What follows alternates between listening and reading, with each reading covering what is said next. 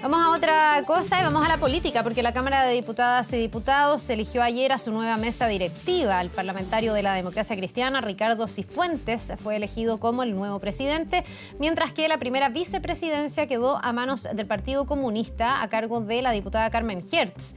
Vamos a conversar más al respecto. Nos acompaña para esto el diputado del Partido Comunista, justamente, Luis Cuello. Muchísimas gracias por estar con nosotros y bienvenido. Buen día, Carla. Muchas gracias a usted por el contacto. Ya, me imagino que conforme, porque todo esto fue parte de una amplia y extendida negociación, ¿no?, que termina con esto. Igual ayer algunos se preguntaban si no era la aspiración del Partido Comunista el haber presidido la mesa, sobre todo de cara a la conmemoración de los 50 años del golpe.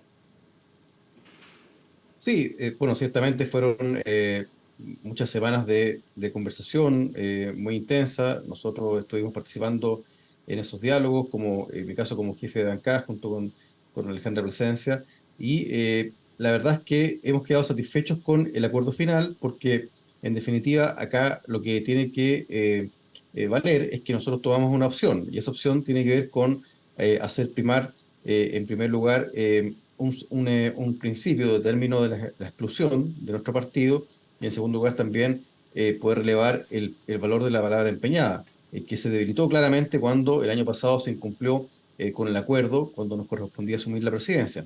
Entonces, en ese camino, nosotros tomamos esta opción, que por un lado significa construir una mayoría que va a facilitar o va a permitir mayores condiciones para tramitar reformas que son importantes para los chilenos, como la reforma de las pensiones, pero también creo que hemos recibido hoy día garantías ciertas de poder presidir en marzo del próximo año, en marzo de 2024, y al mismo tiempo también se nos ha hecho un gesto en el sentido de que vamos a ocupar ahora con la diputada Carmen Hertz la primera vicepresidencia, y también eso es relevante de cara a los 50 años. Entonces creo que lo que vale acá, en definitiva, es que también la democracia cristiana ha corregido su conducta anterior, en el sentido de garantizar por escrito, cada uno de sus diputados ha firmado un documento donde expresa que se compromete a votar para la presidencia en marzo de 2024 por un candidato o candidata que nosotros definamos, sin que ellos puedan intervenir en esa definición, y al mismo tiempo sin que ese compromiso esté sujeto a ninguna otra condición de ningún tipo. Entonces creo que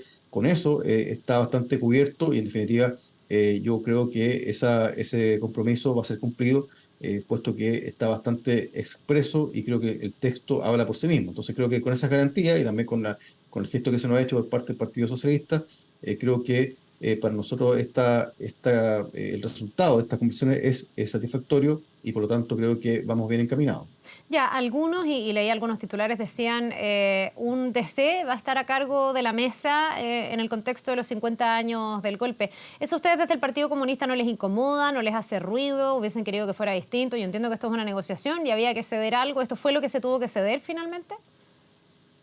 Es decir, como digo, en cualquier negociación de cualquier clase, y sobre todo en política, por supuesto que eso implica hacer ciertas concesiones recíprocas. Entonces creo que, en definitiva, a nosotros el hecho que esté hoy día la diputada Carmen Hertz, que es una abogada que al mismo tiempo es parte fundamental del movimiento de derechos humanos, y esté la testera en la primera vicepresidencia en el contexto de la conmemoración de los 50 años del golpe, nos parece muy significativo. Eso tiene un valor simbólico para nuestro partido, y también habla también en el fondo del reconocimiento que existe hacia nuestro partido en la defensa de los derechos humanos, en la defensa de la justicia, la verdad, la reparación, las garantías de no repetición, y por lo tanto creo que eso para nosotros es altamente significativo. Ya, el nombre de Cifuentes, ¿no?, del diputado Cifuentes como quien encabeza, ¿les da tranquilidad, les da garantías? Porque evidentemente las sensibilidades dentro de la democracia cristiana son distintas. Se ha hablado ahí no de una ni de dos, sino que incluso de varias almas.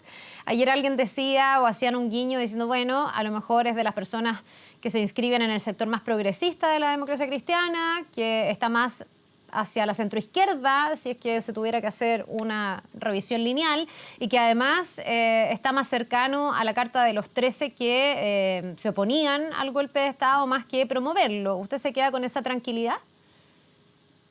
Mire, la verdad es que nosotros somos respetuosos de las definiciones que hacen otros partidos, así como Ya. a nosotros no nos gusta, ni en el fondo vamos a aceptar que se nos vete a una carta nuestra, tampoco nosotros queremos intrometernos en las decisiones que toman otras bancadas, y por lo tanto la ADC estaba en su libertad para definir quién era su candidato a la presidencia y que nosotros respaldamos en cumplimiento de la palabra empeñada como siempre lo hemos hecho.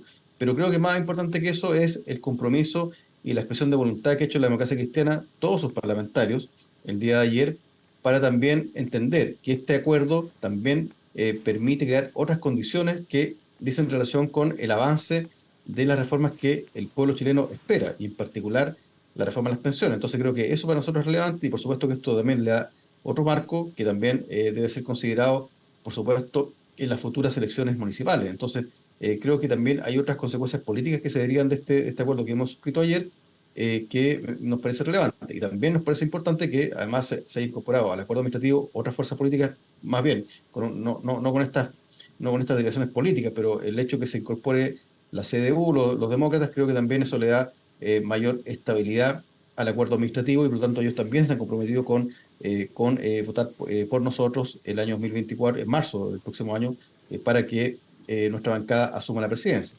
Ya, ¿cuáles deberían ser los énfasis de esta mesa directiva y cuánto también debiese ser la vocación de diálogo, de llegar a acuerdos con la oposición, que básicamente mira este acuerdo y que igual es muy importante para poder avanzar en reformas que son bien estructurales?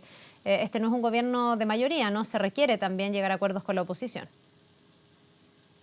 Desde luego, ese es un dato de la causa, un dato de la realidad, que hoy día enfrentamos un escenario en el Parlamento, en la Cámara, con una alta fragmentación y en el Senado estamos en minoría. Por lo tanto, eso requiere sin duda un esfuerzo de diálogo. Y creo que lo que está ocurriendo en el marco de la reforma de las pensiones, a mi juicio, bueno, marca el camino, porque en definitiva hoy día parte de la oposición tiene que entender que no puede, o eso, que va a traer un alto costo político para ellos si se niegan y obstruyen el avance de la reforma. Entonces creo que hoy día, por ejemplo, la actitud de la UDI, que no ha Ujú. sido secundaria de Chile Vamos, bueno, dice bastante, porque en definitiva yo creo que si la derecha insiste en, por ejemplo, en materia de pensiones, defender, seguir defendiendo y entregar solamente consignas en favor de las AFP, creo que eso también la ciudadanía va a juzgar y va a juzgar con sus votos. Entonces, en definitiva, yo creo que el diálogo se construye también demandando que la otra parte, en este caso la oposición, flexibilice su opinión, o sea, flexibilice sus posiciones y sus intereses, porque en definitiva eso es lo que va a permitir llegar a acuerdo. Hasta ahora el gobierno sí ha flexibilizado y por lo tanto sí ha abierto espacio de diálogo, sin embargo nos encontramos con una actitud tan cerrada como la de la UDI que ocupa un episodio y que puede ser cualquier otro, para en definitiva defender los intereses de una industria que yo entiendo que ellos tienen una relación muy estrecha con la AFP, pero bueno, pero en definitiva tienen también que poner en algún momento el interés de la mayoría que hoy día está sufriendo las consecuencias de un sistema y de un modelo de pensiones que tanto daño le ha hecho a miles y miles de chilenos. Ya, entonces usted sostiene que aquí la razón por la que se opone o por lo que la UDI dice que no va a conversar por el gobierno no sería sus reparos al rol que juega el ministro Jackson, sino más bien por seguir defendiendo las AFP, porque ellos han dado Por otra supuesto, explicación para esto. han dado múltiples explicaciones, porque Lo han ligado antes de al este rol, caso de Giorgio Jackson, han dicho que esperan que él salga del gabinete y que mientras eso no ocurra no van a hablar con el gobierno. claro, bueno, pero eso es lo último, pero antes que ocurriera ese robo, la verdad es que nosotros hemos visto en todas las sesiones, yo integro además la Comisión de Trabajo de la Cámara, y en todas las sesiones la UDI lo único que ha hecho es, en el fondo, impedir el diálogo y descalificar y lamentablemente faltar a la verdad. Entonces, creo que esto es únicamente una excusa que es bastante burda, que no tiene ninguna conexión con el debate previsional. Entonces, en definitiva, lo que está presente acá, como digo, es que hay una relación estrecha y una defensa de intereses muy cerrada, muy férrea, en relación a la industria de la AFP, y por lo tanto yo creo que aquí lo que existe es una colusión entre la UDI y las AFPs para que esta ganen tiempo y de esa forma también le sigan metiendo la mano al bolsillo de los chilenos.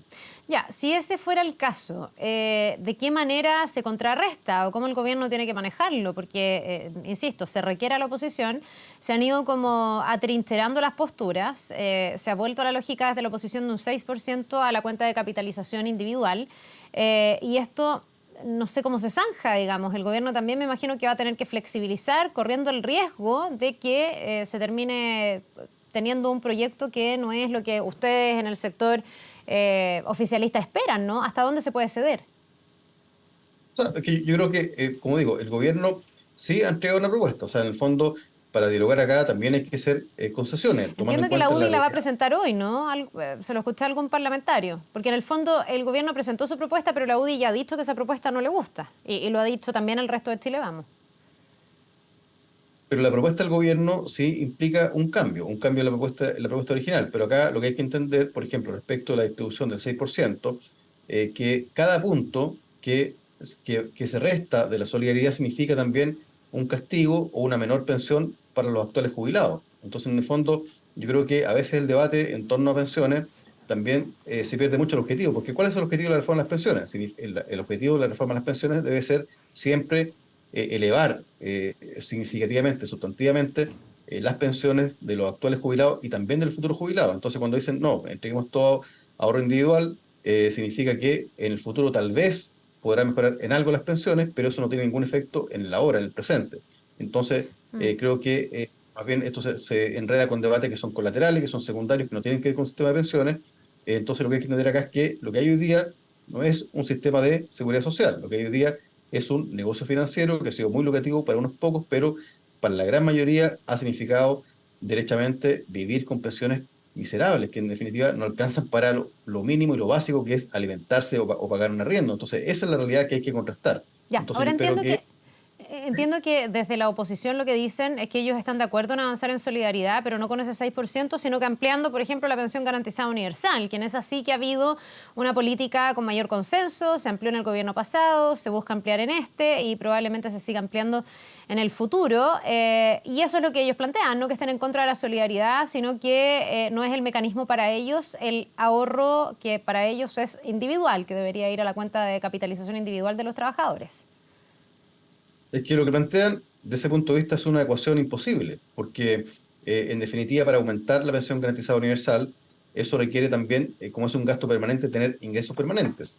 Y en marzo de este año, cuando se votó la reforma tributaria, que justamente financiaba el aumento de la PGU, de la pensión garantizada universal, a 250.000 pesos, lo que hizo la derecha, lo que hizo la oposición fue rechazarla porque les molestaba el impuesto a las grandes fortunas. Entonces, eso hay una contradicción que es muy abierta. O sea, ¿cómo vamos a financiar el aumento de la PGU si están en contra de aumentar los impuestos? Entonces, yo creo que también tienes que tomar una definición y actuar también con cierto grado de coherencia, un cierto grado de coherencia mínima, que hasta ahora no se ha mostrado. Entonces, pero más allá, yo creo que es necesario aumentar la PGU, eso requiere aumento de tributos, por supuesto, porque hay que financiarlo, pero en segundo lugar, también se requiere introducir solidaridad en el sistema, porque hoy día no existe solidaridad en el sistema. Es decir, las pensiones autofinanciadas, o sea, las que entregan las AFP, llegan, en el caso de las mujeres, cerca de los 30.000 pesos. Obviamente con eso nadie vive ni 2 semanas. Entonces, por lo tanto, al final el Estado ha sido quien ha corregido la deficiencia o el fracaso del sistema de la AFP para que la gente pueda vivir con un mínimo de recursos. Entonces, me parece que a veces se pierde un poco, como digo, el sentido de una reforma cuando plantean temas que son colaterales, que son secundarios, como por ejemplo si son ideables o no, el tema de la propiedad. Bueno, eso en realidad en ninguna parte del mundo, cuando se habla de pensiones o de seguridad social, son cuestiones relevantes. Acá lo relevante es que el sistema asegure que la gente no esté sumida en la pobreza y también que pueda asegurar una continuidad en los ingresos. Y creo que en eso debemos centrarnos y yo espero que también la derecha haga una reflexión, que en definitiva, cuando vengan elecciones de municipales o parlamentarias, esto la gente también lo va a juzgar. Cuando la gente ve que hay una obstrucción y que se ponen por delante intereses de grandes grupos económicos por sobre los de las mayorías, yo creo que eso también puede tener un costo alto y espero que la derecha reflexione y se allane a llegar a un acuerdo. Bien, pues diputado Cuello, nos vamos a quedar atentos ahí a todo el debate de este y de otros temas que están en la agenda. Vamos a ver cómo lidera también esta nueva mesa que ha sido ya votada y elegida en la Cámara de Diputados y Diputadas. Que le vaya muy bien, que tenga muy buen día. Gracias, Carla. Buen día. Nos vemos.